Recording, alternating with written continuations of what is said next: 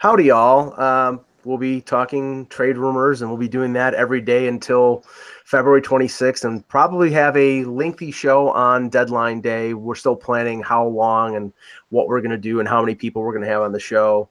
It should be interesting. I always love that day. Russ, I think I've told this story before. Back in the day. Oh, Peter's coming on right now. Well, there you go. Peter, we're live. I'm driving to let you know I got to get home first. Okay, that's fine. Just log off, and we're live right now. So you can watch Peter driving. Yeah, just concentrate on the road, and we'll come on as soon as you're available. There you go. See you in a bit. Bye. All right. That's a little teaser there. That's Peter Tessier live from Winnipeg. So no, you got to remember, and then this is the thing: being a little older, and we take it for granted now. Sportsnet all day coverage, Hockey Buzz, right. TSN all day coverage. We're on Twitter, we're on Facebook. There's sports talk radio. None of this existed in, say, 1979 or 1980. Yeah, this is where it was. It was the newspaper in Buffalo, the morning and afternoon editions, but they were not updated to the minute. They had to print them out. So they at best the afternoon edition had like news from 9 a.m. and that was basically it. The 6 p.m.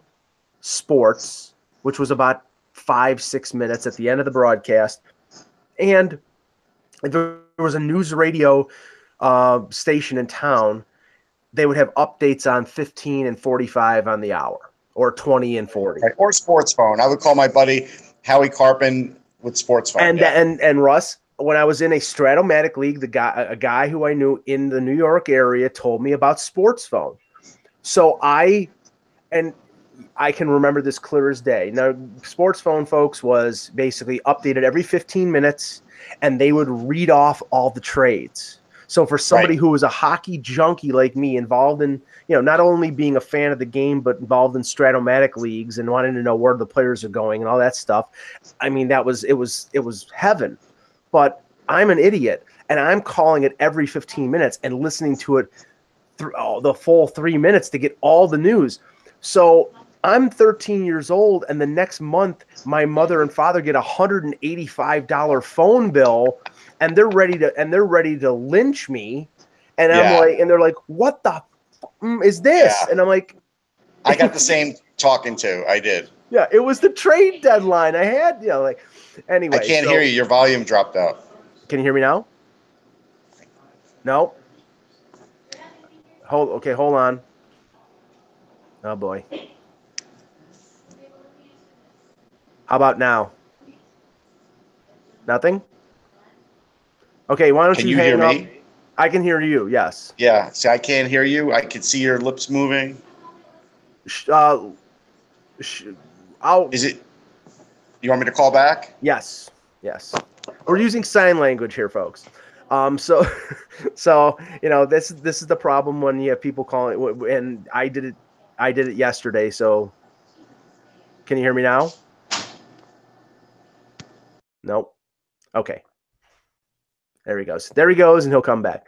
But yeah, that people take it for granted that, you have all this information instantaneous. We're going to have like Darren Drager and Bob McKenzie and Pierre LeBrun and Chris Johnston and Elliot Friedman all tweeting at the same time, giving us that information. And back in the day, that wasn't available. So it's always an interesting part of the year, and I'm anxious and excited for it to happen and what's going to unfold. And I think there's the one thing that I don't like about the trade deadline now is the fact that the cap limits a lot of these trades, and we're going to have a lot of rental deals, but I don't know whether we're going to have as many hockey deals. Can you hear me now?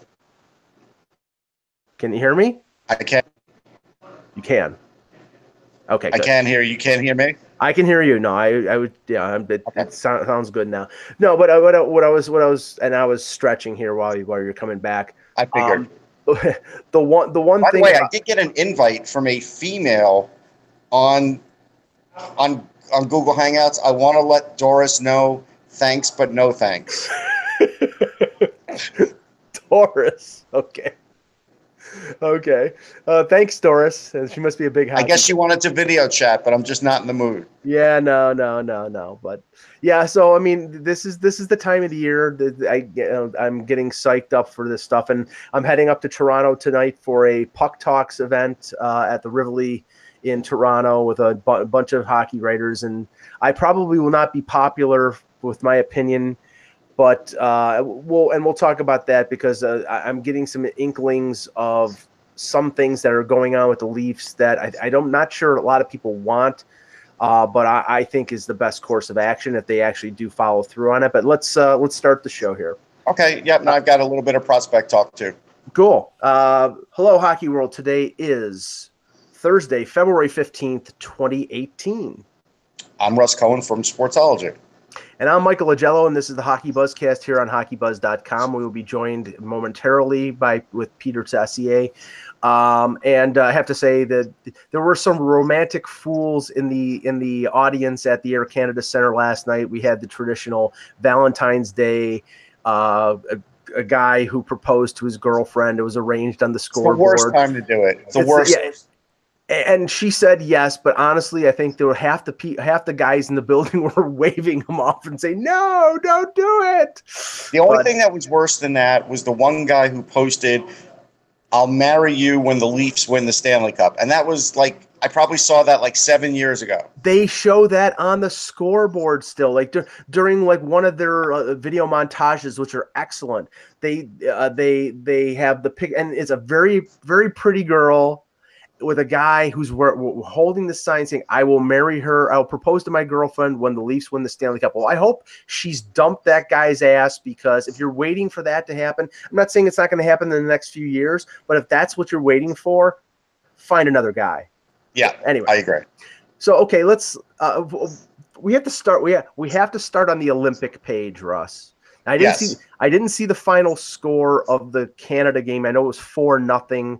I'm assuming they ended up winning that game. I don't. Did you see the final score on that? I did not. I didn't see any of it. I'm assuming they won. I think I'll go out on a limb and say that they beat Switzerland because they were winning 4-0. But let's go back to the two games from yesterday. We saw this coming, but I don't think we saw them losing to the U.S., losing to Slovenia. This is embarrassing. Yeah, Slovenia carried the play in the third period. Like, I don't know if I ever would have said that sentence. It was really embarrassing. You know, Zapolsky is pretty much what I thought as a goalie, a very average to below average kind of goalie. Couldn't play in the NHL. Brian Gianta was sucking wind.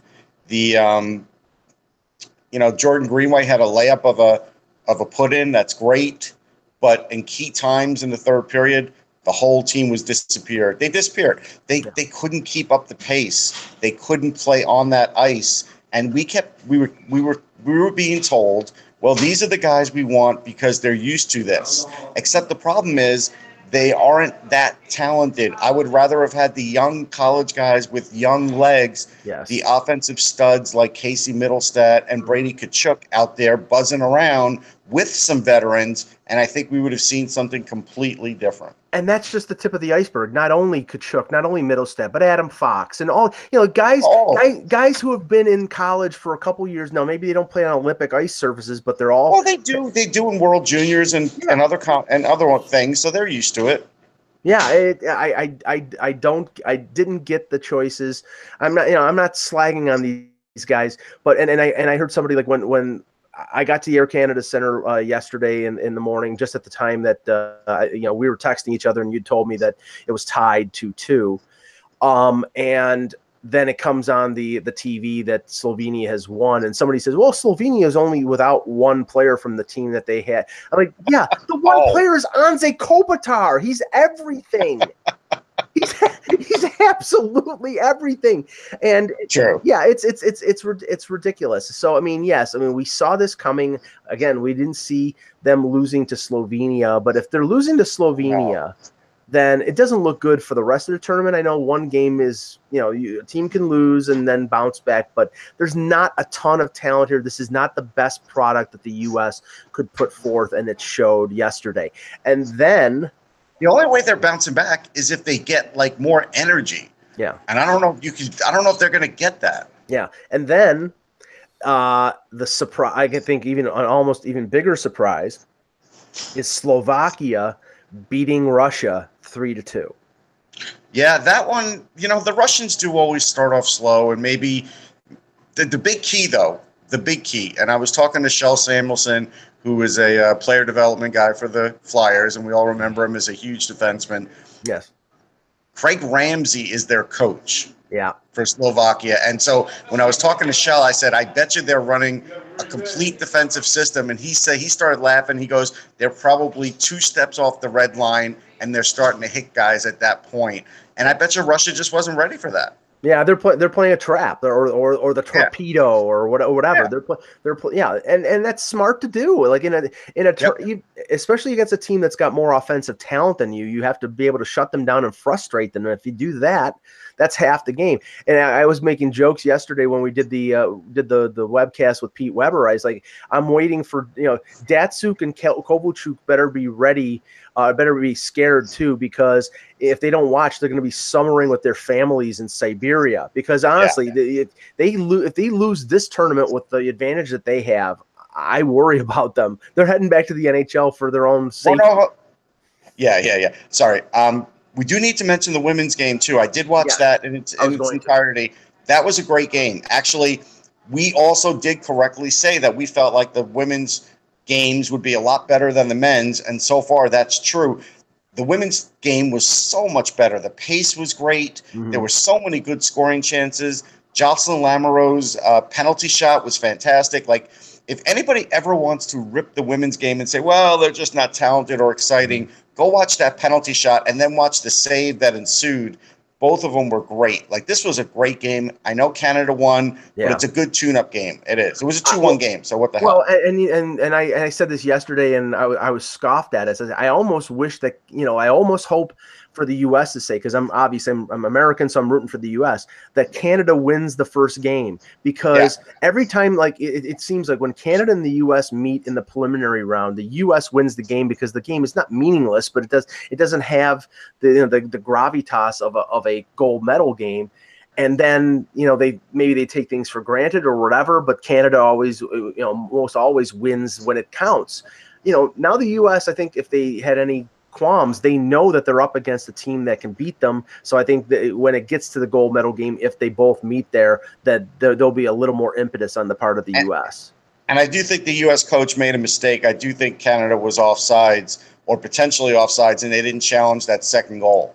Yeah, I saw the highlights after the fact, because I was basically getting tweets from people as I'm driving back last night from the Leaf game. So I missed out on it, but I was able to see some of it. And yes, I mean honestly, the game I'm most anticipating in this tournament is not anything involving the men. It's going to be Canada versus U.S. in the women's, because I think it'll be a fantastic. That will draw game. The biggest ratings. I really believe that. Yeah, but you know what? It's funny, honestly.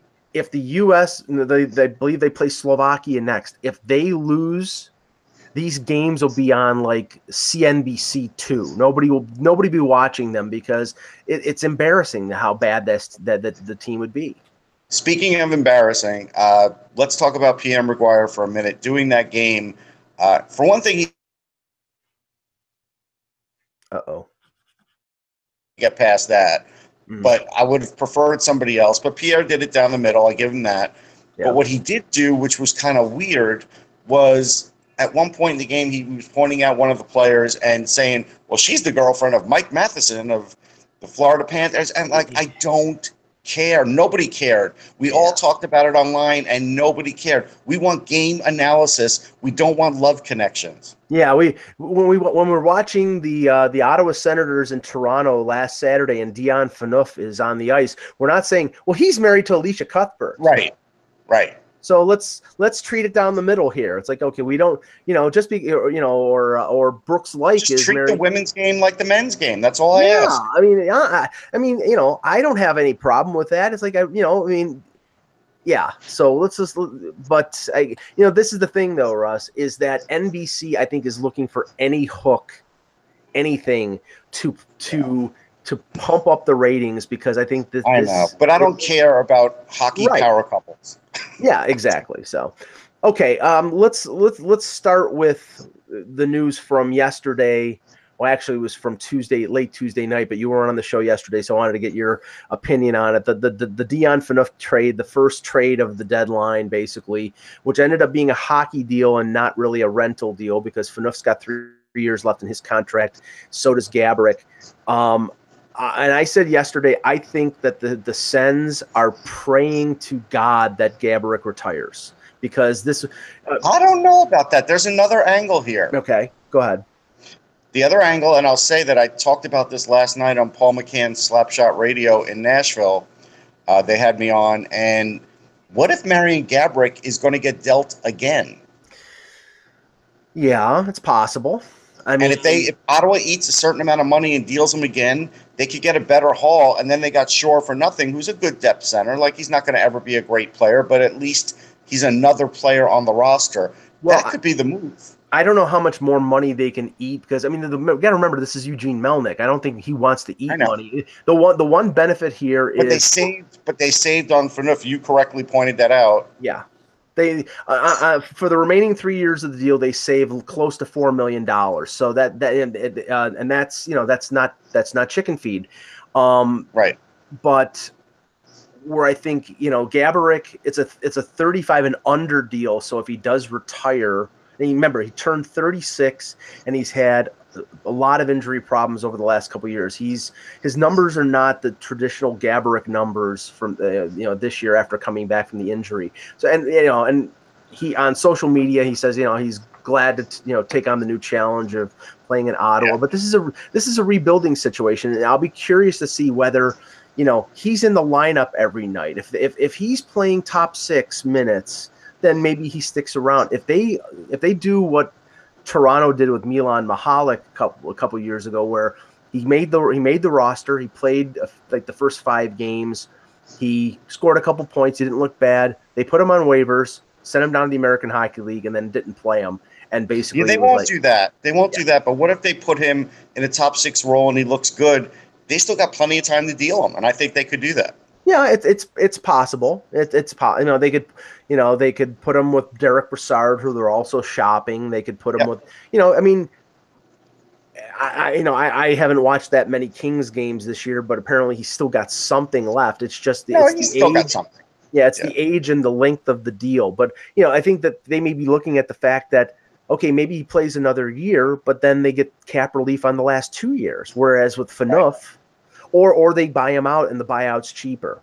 But so it's, I mean, that's and the thing that we talked about yesterday was, is this going to be is this the first move that'll have sort of domino effect? And I don't think it will, simply because Phaneuf was a hockey deal and it was a money dump deal and it wasn't a rental deal. And I think the first rental deal, like if Mike Green is traded tomorrow, then Gabranson, then Johnson, all these guys, then it'll start clicking. Yeah. Now, okay, look, I was at the Leaf game last night.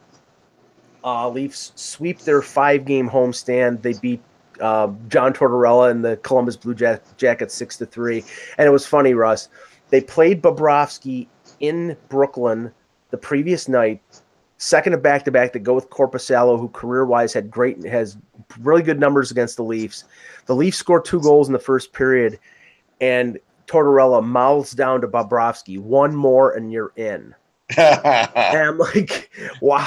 I mean, and they're playing like 5 games in the next 9 nights. It's like, you can't do that, especially with Bobrovsky, who has a history of injuries. You can't do Torrance, that. If you're on the bench and you're available and you're a goalie, he's using you when he feels like using you. He doesn't care about the other stuff. Now that being said, I thought the Blue Jackets played a pretty good game, and they had 57 shots on the Leafs.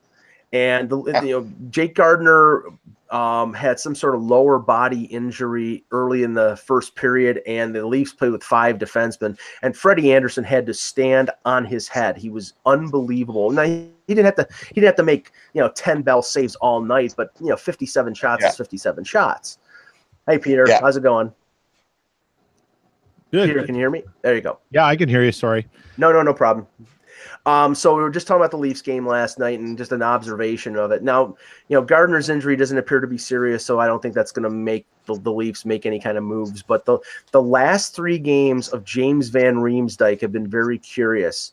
His ice time has been going down slightly every game, to the point that last night he played the least amount of ice time of any Leaf forward. He played only 10 minutes and 10 seconds the entire game, and played 1 shift in the last 10 minutes of regulation. And it wasn't a tight game, but there was no reason. It wasn't like it was a tight game and he's a defensive liability, so you sit him. They played Kasperi Kapanen more than James Van Riemsdyk. And in talking to somebody after the game, I'm like, am I out on a limb here? I think this is like this is signaling that they're limiting his ice time. That meaning I think they don't want him to get hurt.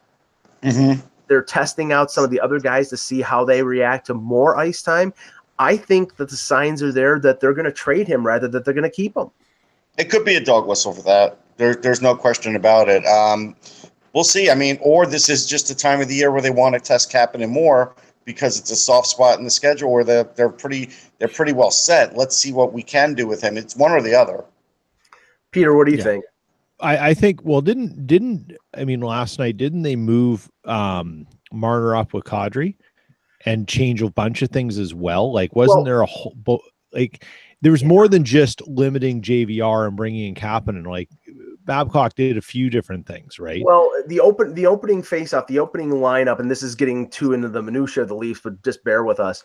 Because we never do that. Because we never do that. Yeah, of course not. No, God forbid. The lineup in the opening face-off was Kapanen, Komarov, and Tyler Bozak, which is the 4th line wingers with the 3rd line center. Komarov played more minutes on the played more minutes in JVR and more minutes on different lines than he did on the 4th line. He played on the 4th line, but then he got extra shifts in the defensive zone on the 2nd line. But, I mean, the thing that was curious was that JVR had less minutes than Dominic Moore, who's the 4th line center. That is weird. Yeah, so it's strange. But I'm just saying, and there's no guarantee here. I think it's all dependent on whether – what the return is. But I mean, does anybody argue with the premise that if JVR is truly out there, that he gets more in a trade than Kane or Nash? Because I think he does. No, I agree. I think he will. Yeah, I think he and Kane are probably comparables on the return. It's just, again, is it a team that wants to get him and potentially sign him again, or is it a team that just wants him for a run? And that's going to be the same thing with Kane. Now, going around the league, and we'll start with Philadelphia here. Now, Pierre LeBrun reported yesterday regarding the situation with Brian Elliott. Elliott is out 5 to 6 weeks. The Flyers are in the playoff race. They're currently holding one of the 3 spots in the Metro, not the wild card, but I think they're in 3rd in the Metro last time I looked. But I know they're in a playoff spot right now. But right now their goaltending is Neuwirth and Alex Lyon, and the 2 names that were out there that have been out there for a while have been Leonard. I think Chad Johnson should be out there. I think that's the more realistic option. I know that you said that, Russ. And Peter Mrazek, who I think Peter Mrazek scares me if you're actually trying to make the playoffs. I mean, the upside is there because you've seen him play well in Detroit, but that was a couple years ago. The last 2 years he's been pretty bad. But then the team doesn't love him. Like it could be a change of scenery thing. Mrazek does have good skills when he's on. I would, if I'm the Flyers, I would go with Chad Johnson. I tweeted I would trade him for Mark Alt for the Flyers, who's a big kid. His dad was I think his dad was a CFL player, Peter, and football player.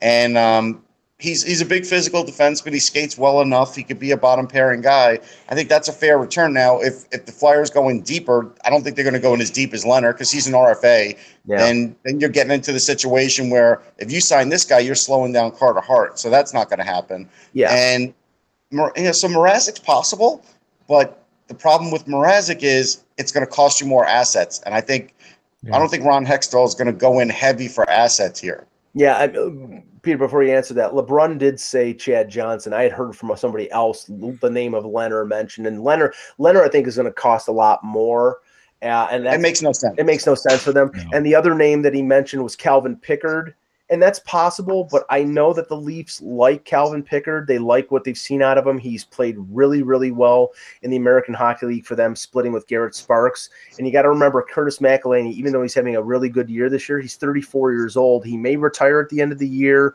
Goaltenders at that age, they can drop off precipitously. So I don't think that the Leafs will. Well, he's not like a 90-year-old guy at a nursing home. But I'm talking about hockey age. That's what I'm talking about. No, it's not like it's me walking up the stairs. You're talking about him dropping off, like kicking off. No, I'm not talking about him dying, for Christ's sake. But anyway, jeez, no. So the goaltender market seems to be limited to two teams, though. It's unless by the way, Hutchinson gets in the mix. Yeah, that was the name.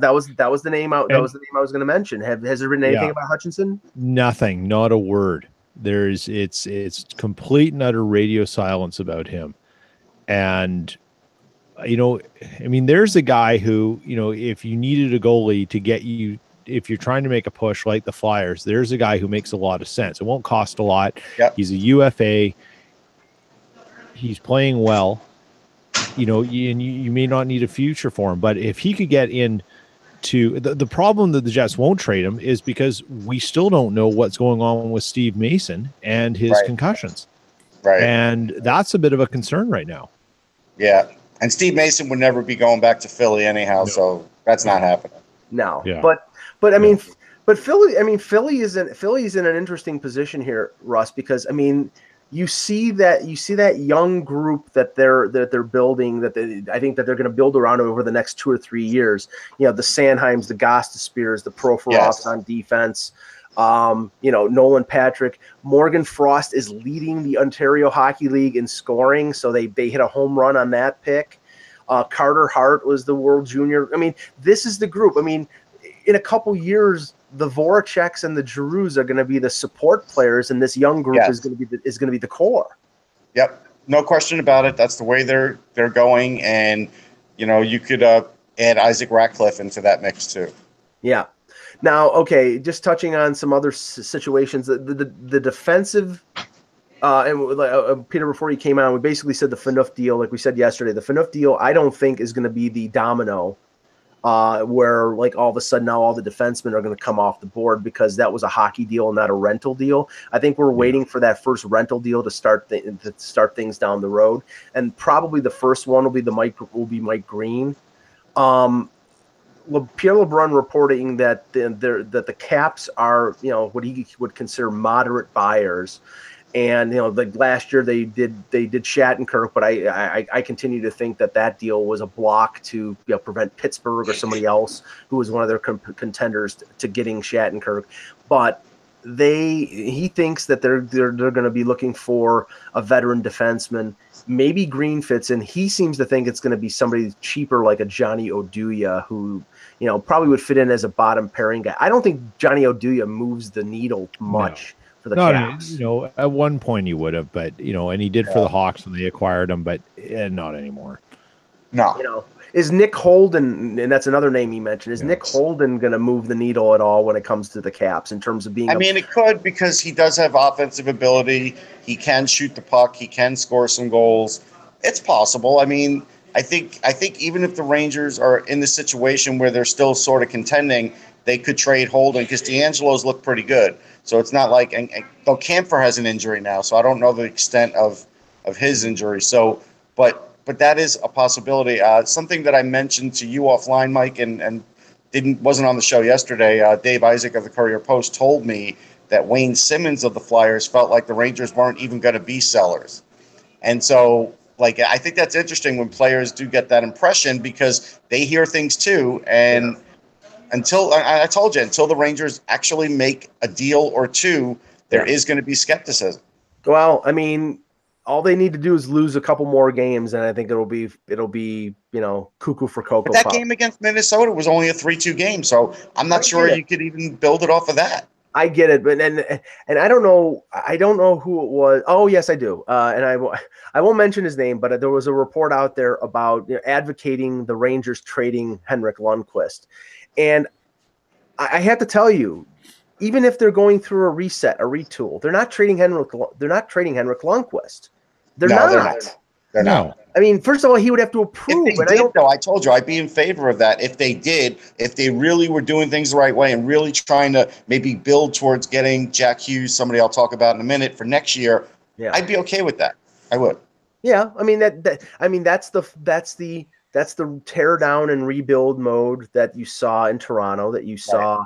But I don't think they're doing that either. Yeah, I don't think they can risk doing that because hockey is sort of that back page, in New York, and they still need the attention, and Lundqvist still brings the attention. And I think if you retool within a year or two, you still have a goaltender who's still one of the better goalies in the league, backstopping you. Yeah, I don't. If of all the players on the Rangers, like what that you say you might. You're suggesting you're going to trade or be open for business. Lundqvist is at the bottom of the list.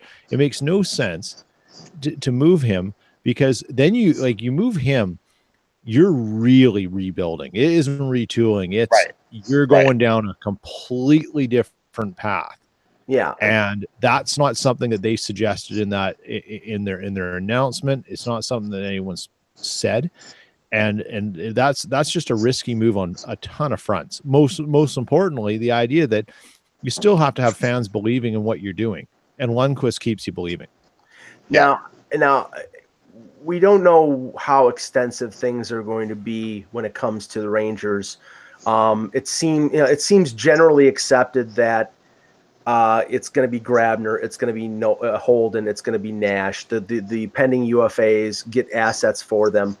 But there still is things being floated around regarding McDonough, regarding JT Miller, regarding Zuccarello. I mean, those are all nice. I mean, and you're going to continue to hear that until after 3 p.m. on February 26th. And if something happens, something happens. I know that Eck is reporting from some of his sources that New York is working on a blockbuster, and of course, it's tied to the Leafs. And the name of McDonough makes a bit of sense for the Leafs based on the fact of his salary and him having another year, and the Leafs are looking for somebody they can retain, not just a rental. But the Rangers would have to come off the names like Nylander and the names like Marner because they're not trading those guys. I mean, would they? No, but maybe this is why they're boosting Kapanen's minutes. I mean, it is possible. Yeah, I mean, I'm not 100% sold that they want to move Kapanen. I've heard. But you got to remember, they're going if they get McDonough, that pushes Hainsey down. You have a legitimate top pairing defenseman. Yeah, I think they would give up Kapanen for that, and they would have to give up more. And I do think that would be a possibility. Does McDonough play his offside? His offhand? He can play either side. Yes, he does. Okay. He's open to it though, right? He's not one of these guys. I don't know. I haven't spoken to him lately, Peter. I don't know. Right? But I mean, that comes out, right? Like, I mean, there are players who say, like, I want to play this side. Like, I can do he's the very other versatile. Side. Yeah. Well, that's key for the Leafs, right? Yes. That is the formula that a lot. I mean, you want to improve the Leafs defense right away. If they get themselves a legitimate top 4 defenseman like a McDonough, the move is that person plays in the top 4. They move Hainsey down to the bottom pairing, and I will bet you bottom dollar it would be Hainsey and Roman Polak or Hainsey and Travis Dermott as the bottom pairing in the playoffs. With McDonough added to their defense and moving things around a little bit, their defense will be capable of possibly beating a Boston or a Tampa in the first round. Yeah. But as it's currently constituted, I don't think that they have enough. Their offense is good. And the thing is, I mean, maybe a JVR deal would be tied to this in the sense that they would have to get the prospects and assets from a JVR deal to move in a deal to get. I mean, it's possible they could get JVR in this deal if he's already going to sign with them. That is possible. Right. I mean, and that you don't know whether a team is giving his agent permission to talk to the Rangers and get a structure of a deal or something like that. I mean, that's possible. So I mean, there's a lot of possibilities there. And Eck is saying that there is the possibility of a 3-team deal, which normally doesn't happen. But after the deal that happened between Nashville and Ottawa and Colorado, I think anything is possible. So we'll keep anything's possible when teams want to sort of save money and gain assets. Yeah, so when you're talking, let me throw a variable out though. Sure. And a lot of the noise yesterday that came out of Jim Benning's extension, is that there's a belief that there's some internal power struggles going on within the Canucks and what it means from the strategic direction that they're going. And one of the criticisms that started coming out of Vancouver was, okay, now you've given him his deal. You've given him the reins. You've solidified what he's in control of.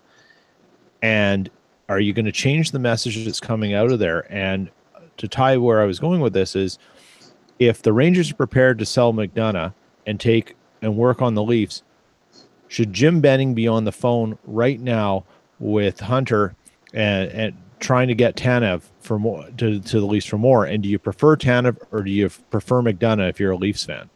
Well, Hunter's here in Michigan with me, so I'll keep an eye on him and see if he goes on the phone. Fair enough. But, go ahead, Mike. Okay, I don't know. I mean, okay, who do I think is a better defenseman? I think McDonough is much better defenseman, but Tanev fits well in the sense that he's a right-hand shot. He's played with Morgan Riley. He played with Morgan Riley at the World Championships a couple years ago. They played really well. He's a Toronto native. He's a mobile player. The one thing that's scary about Tanev is that Tanev is a magnet for injury. He's a shot blocker. The game against Toronto, he took a shot in the face. He had 6 of his teeth knocked out. He seems to get injured a lot, and there's a lot of wear on those tires. And he's under contract, I think, another 2 years after he shared like $4.4 million. So it's an investment. I actually think the price for Tanev would be less than it is for McDonough because McDonough is a top pair. I agree. And here's the other thing. I don't think there's a power struggle going on in Vancouver. Yeah. I think this was a smart signing because Trevor Linden doesn't have the experience yet to be able to run all that himself. Mm-hmm. And I think he's relying on Benning, especially from a scouting perspective, where he has done a really good job identifying players and helping the scouting staff. Like, again, Brock Besser. I like Vertanen. I mean, there's a lot of players there. Ulevi. Yeah, there's a lot of players there. Thatcher, Demko. I mean, they have a really good list of. It's not the best in the league, and it's not the worst. It's like in the middle. But they have some good. But they have some bright spots. But the one thing that was curious about the statement, and I read most of it yesterday, Peter, was the fact that it emphasized the development, the scouting. It was not a we're going to make the playoffs next year letter. It's we're rebuilding, and we're rebuilding with prospects and the sharp scouting eye of Jim Benning leading the way. Well, that makes sense though. But that's exactly what the Canucks should be doing. Yes. And now at this point, if that's what your message to the fans is, you should be liquidating. Yeah. You should now send out the same thing through your Twitter account that the Rangers did, and you should be liquidating out.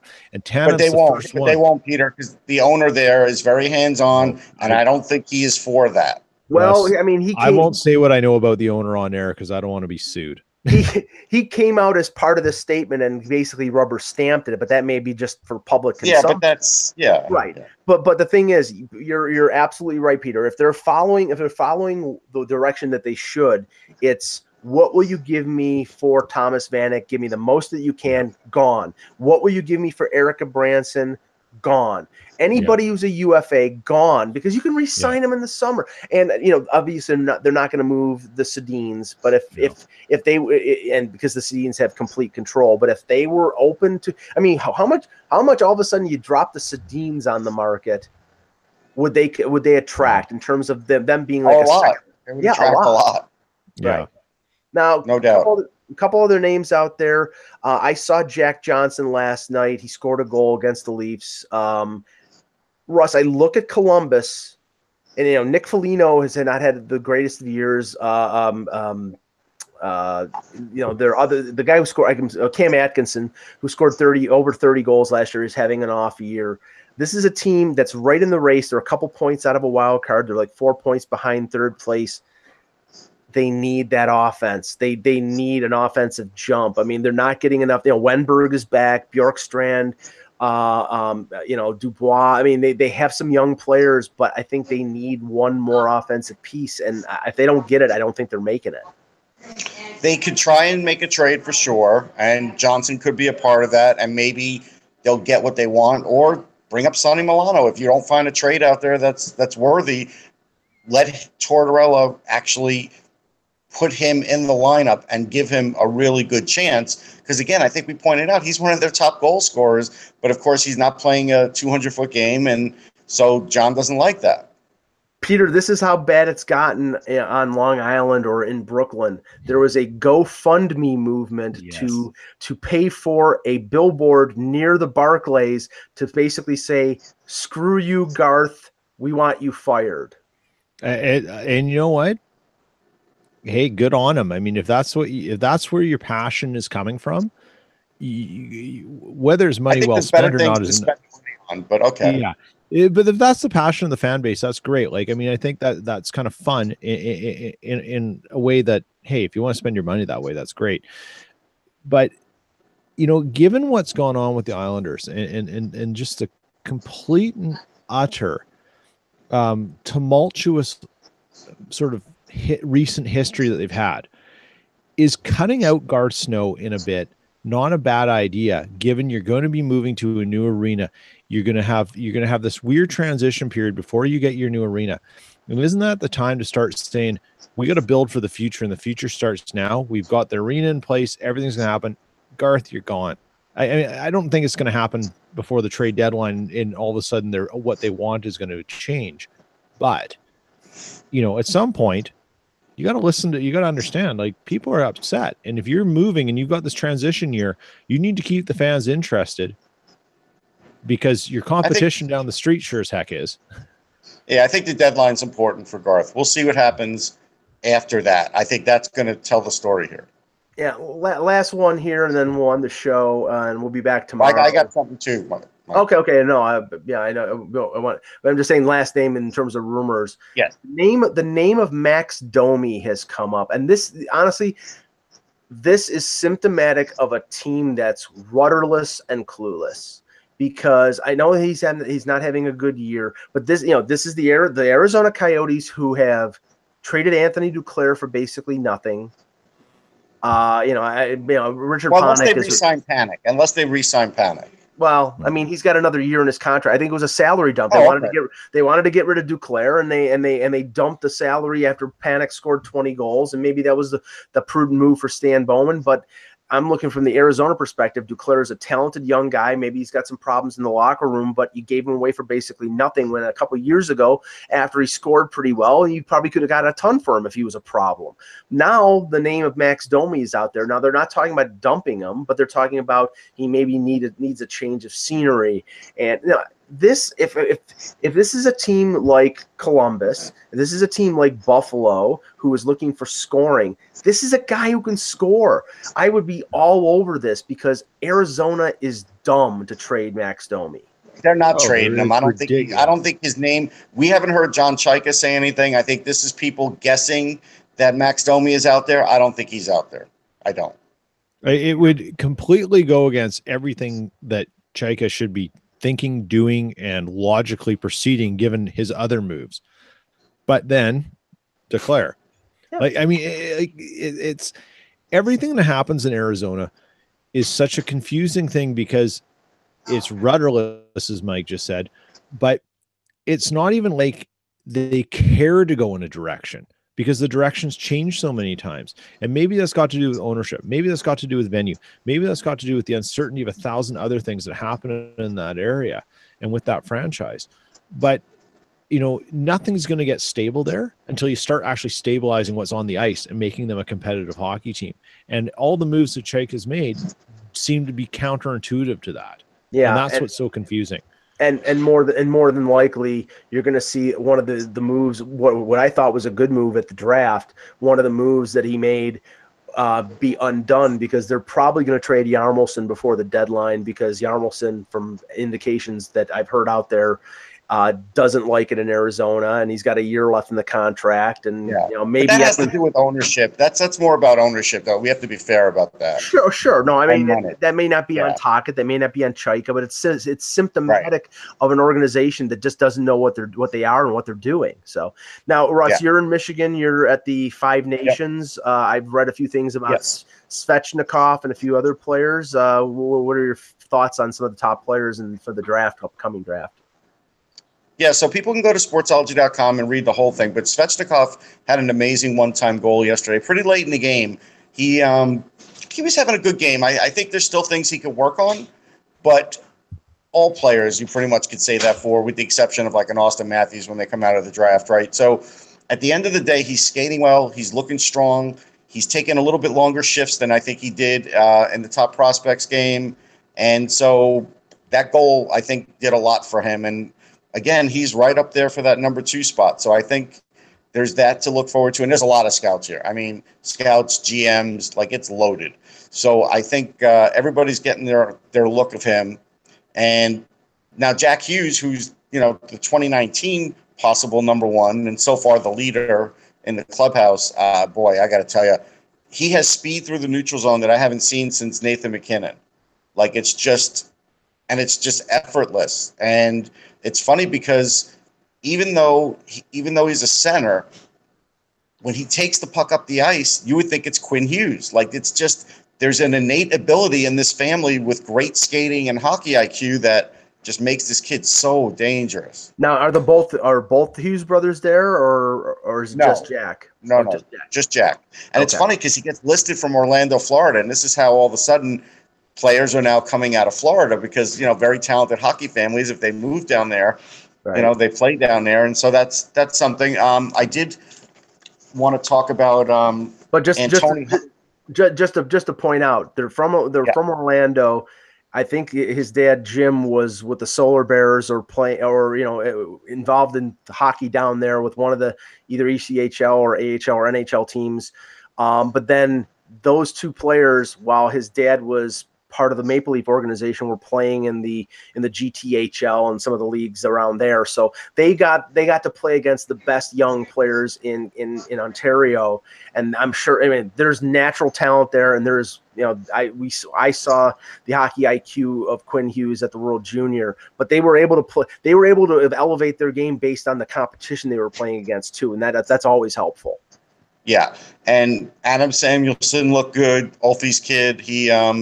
He's physical. Matthias Samuelson looks really good. That's Shell's kid. Yeah. Both defensemen. Matthias is a top pairing guy, and I think he's wearing the C. So that's pretty good for him. He's going to be a pretty high pick. Now, Antoni Honka is Julius Honka's brother. He's a 2019 guy, and I got to tell you, I see a lot of the same good offensive talent that we saw in Julius. I saw in him. He didn't score anything, but he did a lot of good things on the ice, and people could read about that. Also, for the Czechs, there were some interesting players. Matej Bluma had 4 goals, 4 different ways against the U.S. That was pretty exciting for them. So that's impressive. Yeah. And so he's a guy that also is draft eligible this year. So people can go to Sportsology, read about the rest, but I've only seen 2 games here, so that's just my day one feeling. I'm going to be here for days more. But some of these guys I've seen before, like, the Samuelsons, I've seen multiple times already. This is my first time seeing Jack Hughes, and, I'm here to tell you he's the real deal. And you want to know why how many scouts are there as opposed to how many scouts are in Pyeongchang? Probably none, because all those Yeah, players. oh no, they're all here. So and like I said, I was going to say two things about Pyeongchang. How good the Team Canada looked today. Completely dismantled the Swiss. What was the final, Peter? What was the final? 5-1. 5-1. Okay. Okay, yeah, because I saw 4-0, and then that was the first dominant game we've seen in the men's tournament. Yes, clean, neat. Rennie Bork with 2 goals. Well, we knew Canada was going to be better than the U.S. We knew that. Well, but and they were in the women's game too, and that was the other thing. If anyone missed that game last night, they missed a lot. Well, they missed a lot. The level of disdain between those two teams. Oh, they hate each other. I can't remember anything. Maybe Detroit and Colorado in the 90s, maybe, and I'm almost waiting for something so flagrantly like someone to lose their cool and do something crazy, because it's a pressure cooker. And after I think it was Lamoureux did the shootout goal last night. The Canadian goalie, Lacasse, she chirped her, and they were talking about her on the broadcast. They could hear her say something. I mean, it's and at the end of the game, I mean, like, okay, so last night later on, I was driving to pick up my son somewhere later on, and so we have a syndicated ESPN show on 1290 here on TSN. They were talking about the game. Yeah, These guys were like, it was epic. Peter, it's going to be the highlight, and that game meant nothing. No, it meant nothing, and they hate each other. That's why they looked like why it was so good. It's going to be the highlight of the Olympic tournament. It's not going to be the men. It's not going to be, even if it ends up Russia, Canada, I'm telling you, Canada, U.S. in women's will get the biggest ratings and will be the most anticipated matchup, because Canada didn't bring their best. The U.S. clearly didn't bring their best. Russia tried to, but, by the way, the last thing, Alex Ovechkin making his comment, what was it? Thanks again, Bettman. Alex, all you've ever done when you go to the Olympics is lose. So the last thing you should do is chirp about going to the Olympics. He needs to concentrate on the Capitals. Yeah. Yes. So, okay, guys, good show. We will be back tomorrow, hopefully, with another edition of the Hockey Buzzcast. For Peter Tessier, for Russ Cohen, I'm Michael Agello. Thank you for watching. Go to Puck Talks tonight up in Toronto at the Rivoli. Go see Mike. Go see me alienating a whole bunch of hockey fans. And remember, without the buzz, it's just hockey.